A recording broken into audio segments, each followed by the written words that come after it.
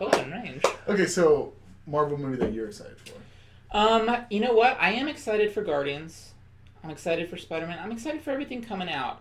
I think the movie that is really going to blow everybody's heads off, like seriously, and I don't think a lot of people see it coming, is Black Panther.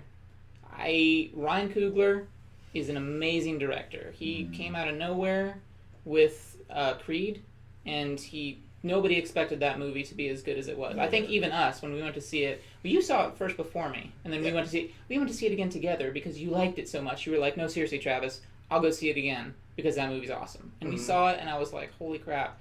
And, that's one of those things. Marvel latches onto that. They see directors. I don't know if he did anything before that. Did he do anything? Nope. No, he did a movie before that with Michael B. Jordan. Okay, but it wasn't like very big. It actually got a ton of awards. Really?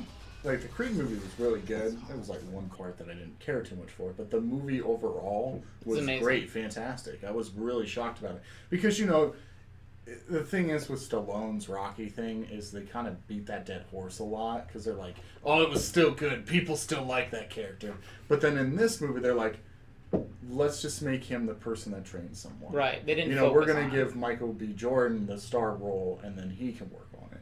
And that's what I loved about that because we kind of wore out the Rocky. How long can Rocky go until he's like in a wheelchair and he's got an oxygen tank? He's pretty close. Yeah. That's not even Rocky. That's Sly Stallone. But, that's my thing. It's like, Marvel picks up on that. They see this guy, Ryan Coogler, and they're like, Creed did well. And, I don't think they were necessarily aiming for it, but I think they wanted to have a black director. I think they wanted that for Black Panther. They went through like 4 directors before they got to him. And when they got to him, I thought it was a perfect fit. It is. It was like right after Creed. It was like maybe a few months after Creed. And then I was like, Coogler's going to get Michael B. Jordan on that somehow. And he did. And actually, Michael B. Jordan's going to be the bad guy for Black Panther. And just one of the bad guys. And let's look at the cast. Lupita Nyong'o from 12 Years a Slave and several other movies since then that she's done amazing.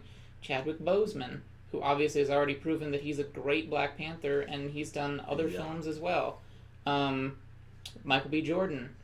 There's several other black actors who I'm probably not even thinking of. I think they only pick black actors.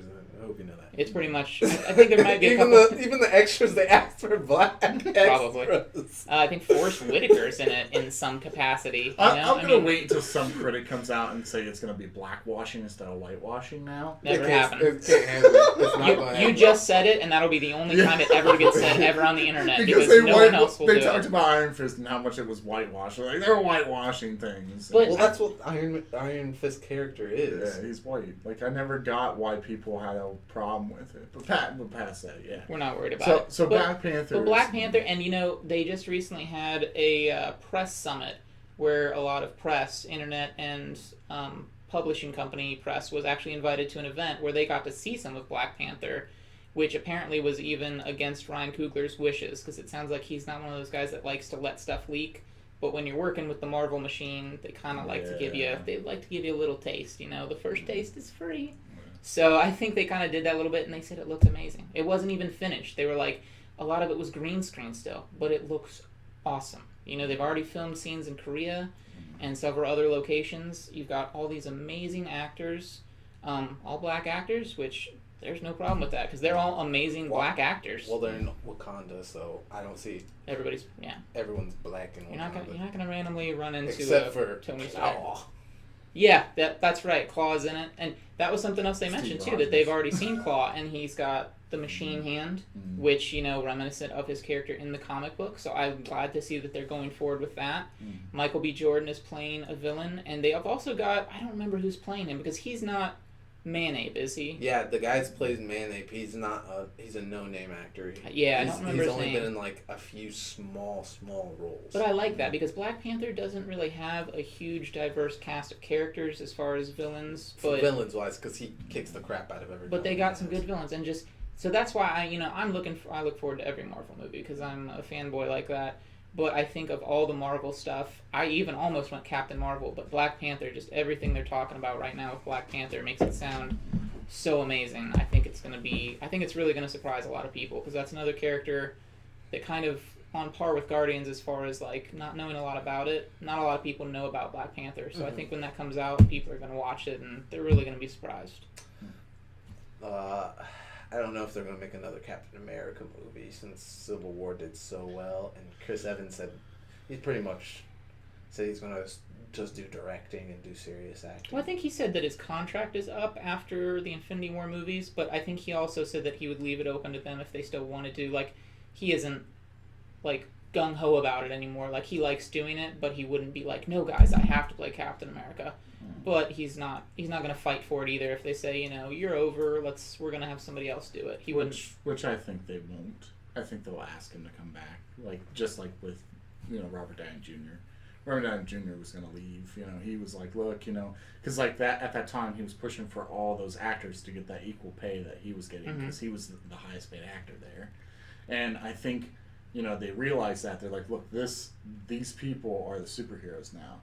Like, you know, Chris Evans as Captain America, I don't see anyone else playing Captain America right now. I don't think that they would ever change But characters. he's easier to replace than probably Robert Downey Jr. Easier to replace. But I don't want him to be replaced. I think Chris Evans does a great Steve Rogers, you know.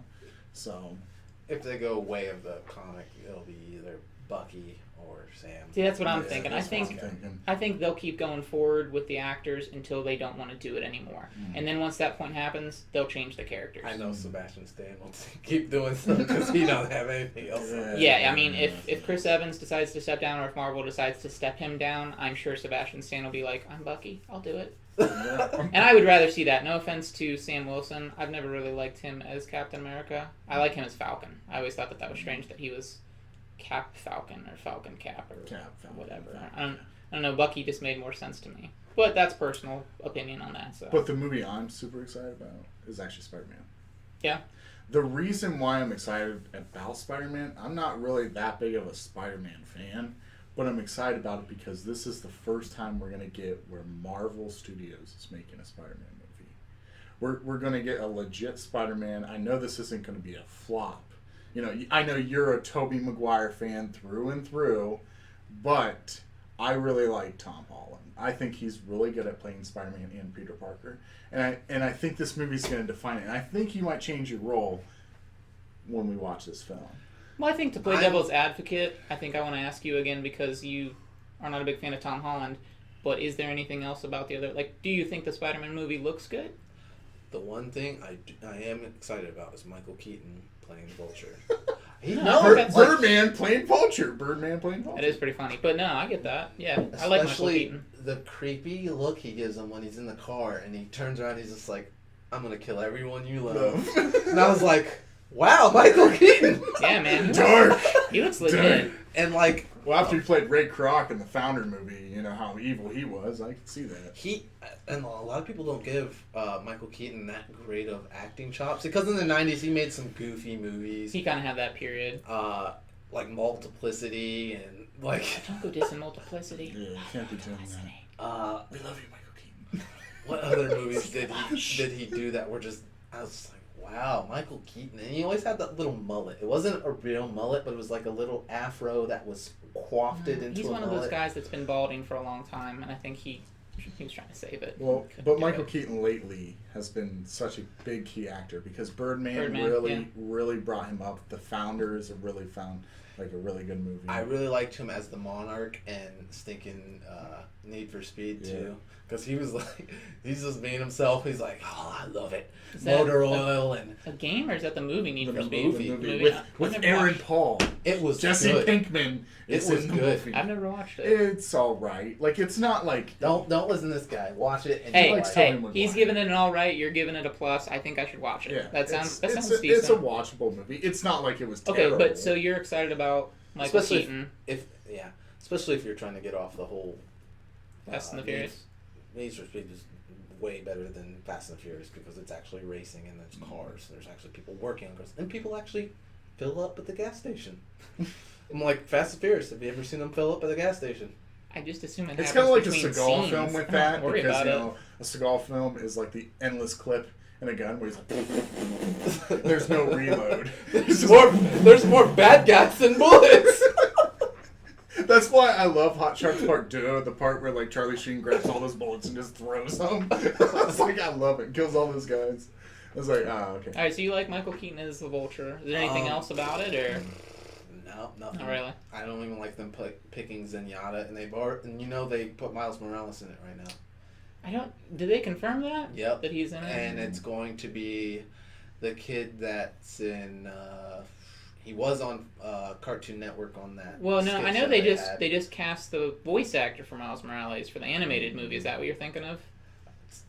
I think it might be, but I know they casted Miles Morales and stuff like that. I don't feel like this is, even if you guys think Marvel has a hold of this, I think Marvel's going to drop the ball.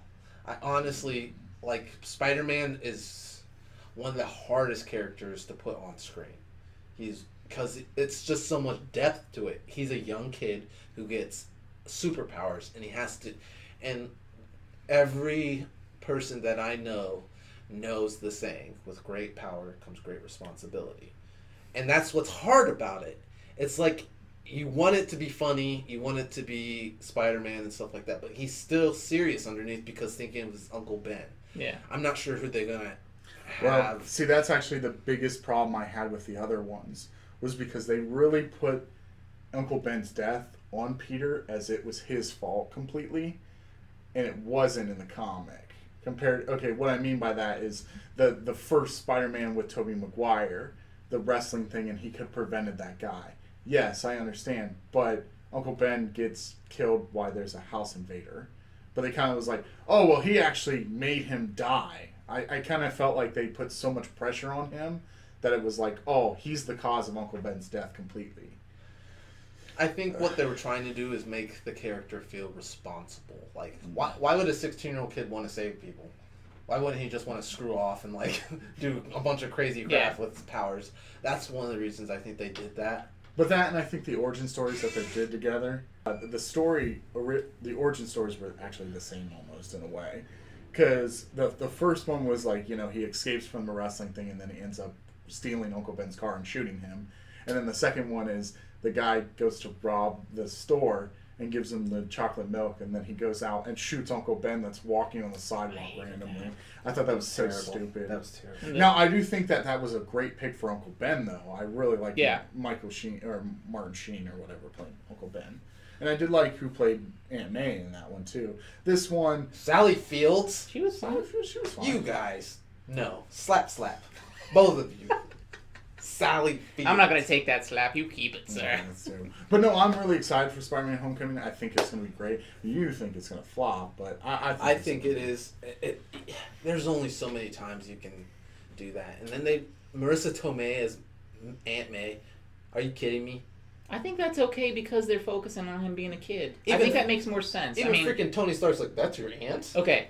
Think about the comic books. The comic books have a lot more backstory to the reason why Aunt May is as old as she is. But when you look at a kid his age, who's 16, do you really expect his aunt to be, like, in her 70s? My dad's in his 70s. He raised me. Okay, well, but, I mean, that's specific to you as a person and your personal lifestyle choice. I believe it's all right. I think the whole point of making her young is they want to try and make it seem as realistic as possible to anybody, like, to any character. In real life, if you were to see a 16-year-old kid, what is the statistical probability that you're going to see his aunt be a 70-year-old lady? Yeah, she's more of like a 40 and a 30 type deal. Right. That's what I'm thinking. I understand. Do you not like Marissa Tomei? I think she's okay. Please. I think... like, I'm not going to lie. Austin's excited about it. It's like, oh, Marissa Tomei. Hey, watch that web fluid, okay? But no, it's you know. I have to change my cartridges. It is what it is. I think it's gonna be. I think it's gonna be good. I think it has potential. You guys believe in it? I'm still skeptical. I just want to see how it does. If it's bad, because I did watch the first Spider-Man movie with Andrew Garfield, even though I hated every second of it. Did you watch number 2? Because that one was utter trash. That one was utter trash. I had a bad movie. I didn't watch it yet, and he was like, "We'll put Spider-Man." But your man was in it. Jamie Foxx was in it, man. That was terrible. That was okay. No, see, that was one of the worst parts about Amazing Spider-Man 2 because Jamie Foxx as Electro was amazing. Jamie Foxx as I don't even remember his name. Dylan Baker, I think is his name, as the character. Right. They for some reason Come they to my birthday. yeah for some reason they really altered the original identity of the character and made him so odd and strange. And you look at that and you're like, you even feel bad for Jamie Foxx because you think to yourself, he's a good actor. Did he really sign up to do that? Well, the only reason that I think the first Amazing Spider-Man that I liked it was because they finally took they took a villain that had been waiting to be on-screen adaptation for a long time, and that was the Lizard. You know, I've always wanted to see it, and it wasn't bad. Now, the problem I did about the Lizard is his face. His face was a lot of people didn't like atrocious. that. Animated, But they're like the guy that played him and the action for it, I didn't mind it. I thought it was good. But I do like Andrew Garfield as Spider-Man. I don't like him as Peter Parker, though. And Emma Stone is like a nerd crush for anyone. So when they picked her, I was like, well, she was great as Gwen Stacy. Good. So, and number two, I didn't like the part how she dies, actually. You know, because like a lot of these people are like, they killed her? I was like, actually pretty happy about not. that. I was like, you wouldn't have cared who died in that movie. We're not together, but we're in this bed, and I like how you had to point that out. And I was clapping my hands like, oh, she died!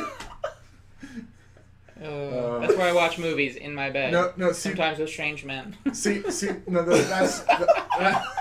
You're so ridiculous. That's the problem I had with number two was how she died, because I liked the comic how she died, where it's pretty much she broke her neck, like with Spider-Man, you know, like where he's like, you know, I kind of thought that was more emotional compared to her hitting her head on this pavement.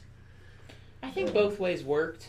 I think the way that they did it in the comic book was a little more believable in a way, if that makes sense, because both times it was that he was trying to save her and that he failed to save her in time.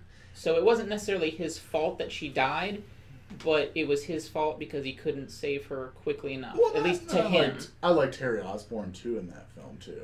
Amazing Spider-Man 2? Yeah, I didn't mind him. I liked Harry Osborn. I didn't like Harry Osborn as the Green Goblin. That was weird. I don't like any of that. It was I remember. It was like wiping my butt with sandpaper. Well, that's you really didn't. Now, I did have a problem with. I liked how they picked Paul Giamatti to be the Rhino, but you never got to that was see. Bad. You Everything never got to bad. see the Rhino until the last 5 minutes. I think of the Amazing film. Spider-Man 2 is another example of one of those movies where it was too busy. Sony was very adamant on trying to start their own Spider-Verse. I think also too is Sony realized that they were done making that, but they knew that they could make money on it. So they were like, well, why don't we get a studio that knows how to do superhero films, and we just take a percentage off the top. And that's what they're doing now, because they gave Spider-Man Homecoming to Marvel, and they're like, well, you're going to have to pay for the rights to Spider-Man. And that's perfect, because I think Marvel's going to do justice and make Sony a lot of money. It's kind of like the whole George Lucas thing in Disney. You know, there for a while, George Lucas was making money off of Disney, and Disney's like, you haven't made a film in a while, so... Now, what do you guys think of, have you heard that they're actually already talking about, after Sony's initial current deal with Marvel is over, that they're actually going to take the rights back and try and start their own Spider-Man stuff up again? Like, they're already saying, once we're done with Marvel, we're going to take it and start it over again. They're already planning it right now. Sony is? Yeah. I'm okay with it. Really? I don't think it's worth it.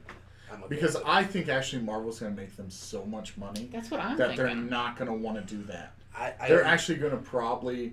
do they own anything else? Because I know they Sony? used to own Daredevil. No, Sony. That was Fox also. Was that Fox? So Sony's only ever owned Spider-Man, as far as I know. Through Marvel. Sony's owned them, and then I think they owned it's a dark comic, but no one really likes it all much. But I know they own like 2 comics. But it is what it is. I'll watch the Spider-Man movie, but I watched the first Amazing Spider-Man to see how it was, and I didn't like it, and I didn't even bother to go to the second one. But I will watch this one. I will go in there with a full heart, and I will not judge it until the very end, just like I did with the Ninja Turtles Out of the Shadows, which I completely effing hated. But I think we can all agree, though, that you will want to go into that because it's owned by Marvel. And Marvel has a good track record overall. I want to go in there for Michael Keaton. I like. Okay, for Michael Keaton then. That part gave me the chills. For Michael Keaton. He's just like, and his suit really was nice too. Oh, I love that suit. I was just like, oh. Well, it made it believable. Like I think that the suit makes it believable compared to the original suit that's in the comics. Looks like it's made out of feathers. Yeah, like, how's he flying?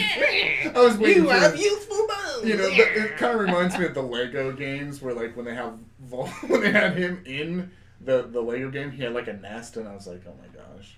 A Lego nest. A Lego no nest. doubt. I was With like, Lego eggs. So, you know what would be really funny? If this movie does tank, maybe they can make a movie about Vulture and he just has his own nest. You know? At least we can get a laugh about it. Well, we do know one thing. He will die. Yeah. Because Michael Keaton's not going to stick around. It's iffy, though. Actually, no, because Michael Keaton has talked about he wants to do something with superhero series. Because after he did Birdman, on a podcast, he actually talks about how he really is excited to play Vulture. You know what I will say about that? I think it's more likely for Michael Keaton to live for one simple fact. Because one of Spider-Man's greatest villains is a group of villains. Mm-hmm. The Sinister Six. So I think that could be one reason why it is more likely. Although being Marvel, I would not be surprised if he died by the end of the movie. We could also have a thing in our hand. You know, we could have a problem in our hands. Look at Edward Norton. You know, this could be just something that he was just like, oh, well, I want just one. Michael Keaton does it, and then he decides maybe this isn't for me. It could happen, but I think overall this movie's going to be good. But I'm excited for it because, you know, that's what I feel about Marvel. This is going to be a Marvel film finally, where it's just Marvel doing it. Well, it was nice discussing these with you guys. We'll do DC. I'm sorry I wore this before. I thought we were doing DC. But I have more Batman stuff. But time for me to go. Thanks for coming on today. T-Money, thanks. Good talking, as always. So, did you like our discussion? You want to see part 1? It's actually on the channel down below. I'll put it in the link in the description. Also, too, is we're going to be having Elijah and Travis on here more often. So, yeah. Do you like that? So, do you like that? Put it in the comments, like, and subscribe. I bet you do. Also, share this video if you want to know more. Also, too, we have a Facebook page, and it's called Classy Nerd Talk. If you want to be part of that group, we talk about things from Marvel to DC to movies that are coming up and video games and stuff like that. Blah blah blah. Just add it. Just ask for an ad, and we'll add you. So, but just remember, if you're not nerd enough, you're not classy enough for this channel. Thanks.